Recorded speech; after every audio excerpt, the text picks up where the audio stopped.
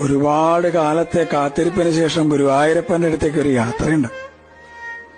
പരിഭവങ്ങളും സങ്കടങ്ങളും പരാതികളൊക്കെ ആയിട്ട് നടന്ന് ആ ശ്രീലകത്തിന്റെ മുമ്പിൽ അങ്ങോട്ട് എത്തുമ്പോ ഭഗവാനെങ്ങനെ കാണാം.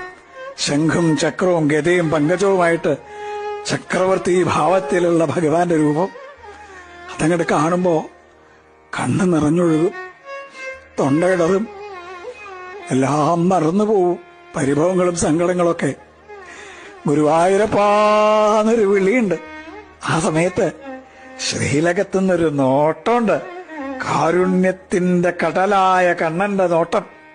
ഞാൻ ഇല്ലേ കൂടെ എന്ന് പറഞ്ഞിട്ട് ആ കണ്ണനെ ഹൃദയത്തിലേക്ക് നിറയ്ക്കുമ്പോഴേക്കും ദ്വാരപാലകർ നമ്മളെ നിൽക്കിണ്ടാവും. പക്ഷെ ആ കാരുണ്യം നിറഞ്ഞൊരു നോട്ടല്ലേ, അത് മതി നമ്മളെ പരമാനന്ദത്തിൽ ആറാടിക്കാൻ. കൃഷ്ണ ഗുരുവായൂരപ്പ.